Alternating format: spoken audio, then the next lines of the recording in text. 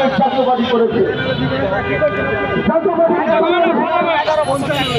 গণতন্ত্রকে হত্যা করে, গণতন্ত্রের মানদণ্ডকে নষ্ট করে, নতুন করে এই বাংলাকে সংস্কারের কথা বলা আগে ছিল তার কিছু জাতীয়বাদী করেছে।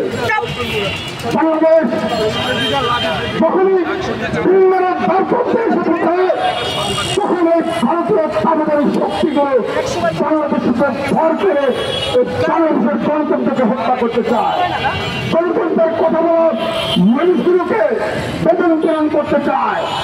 বাংলাদেশের 1885 আন্দোলন থেকে উঠে আসা নেতৃত্ব 24শে গণঅভ্যুত্থানের অন্যতম মহানায়ক ডাক্তার সাবেক দিদি গণঅধিকার পরিষদের সম্মানিত সভাপতির উপরে যৌতুকিত হত্যা করে, হত্যা চেষ্টা করে, হত্যা চেষ্টা করে যেভাবে হাসপাতালে ভর্তি করেছিল, ঠিক একইভাবে ভিন্ন দল মতগুলোকে কুণ্ঠাসায় করার জন্য এই ভারতীয় সামরিক শক্তিকে বাস্তবায়ন করার জন্য এই জাতীয়বাদীর মাধ্যমে সেটা নিজের পাওয়ার জন্য তারা চেষ্টা করছে। আমি বলতে চাই, গণতন্ত্র যদি এভাবেই থাকে, গণতন্ত্রের গুরুত্ব অবস্থান যদি এভাবেই থাকে, তাহলে কখনোই মানুষগুলো তাদের ভাষাকে ব্যক্ত করতে পারবে না। স্বাধীনতার 54 বছর পরে কোন রাজনৈতিক দল আজ পর্যন্ত জনমতের কথা বলার স্বাধীনতা দিতে পারেনি। গণঅধিকার পরিষদ আত্মপ্রকাশ করেছে জনমতের কথাগুলোকে, অধিকারগুলোকে, বাংলাদেশের এমন সংস্কারগুলোকে আগামী বাংলাদেশ বিনির্মাণ করবে। তাই দাবিদারী শক্তিগুলো আমাদের উপরে লাল চক্ষু দেখানোর ভয় দেখাচ্ছে। আমি বলতে চাই, গণঅধিকার পরিষদ বানের ভেসে আসা কোনো দল নয়।